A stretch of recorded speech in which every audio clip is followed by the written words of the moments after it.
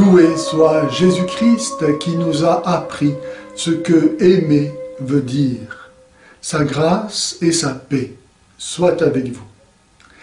Monsieur Arnaud Dumouche, professeur de religion en Belgique, enseigne que l'Église propose aux personnes mariées, abandonnées par leur conjoint sans faute de leur part et qui se sont remariées civilement, de continuer à vivre leur adultère sous le couvert d'une pseudo-humilité ou spiritualité dite du publicain.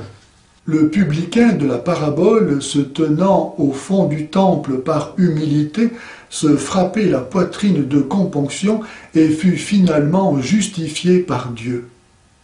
Monsieur Dumouche invite les personnes dites divorcées remariées à imiter cette attitude extérieure de pénitence, c'est-à-dire à se reconnaître pécheresse, se tenant au fond des églises, ne communiant jamais, mais sans pour autant cesser de pécher sexuellement. Monsieur Dumouche affirme textuellement que le publicain ne peut pas ne pas pécher.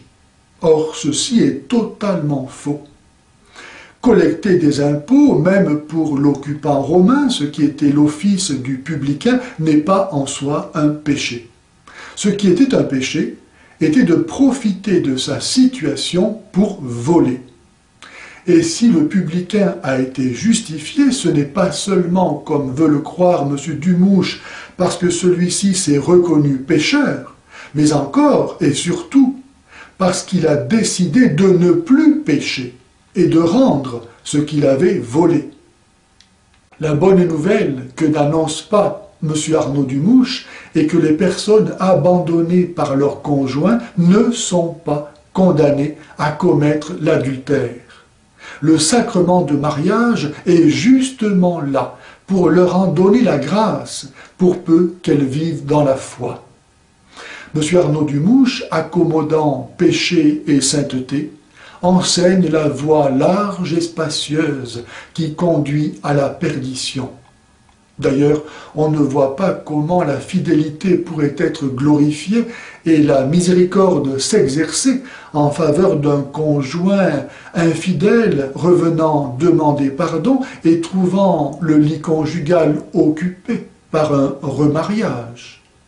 Bref, si la fidélité conjugale est capitale aussi bien pour le salut des époux que pour celui de la société qui en dépend directement, il n'y a rien d'étonnant à ce que la doctrine irréformable de l'Église sur l'indissolubilité du mariage, pour laquelle saint Jean-Baptiste a donné sa vie, soit l'objet d'attaques incessantes et même jusqu'au sein des paroisses. Moi-même, à plusieurs reprises, j'ai eu à subir la persécution pour l'avoir défendue. Une nouvelle fois, j'avertis M. Arnaud Dumouche du devoir moral pesant sur lui de réparer le péché de scandale causé par son enseignement.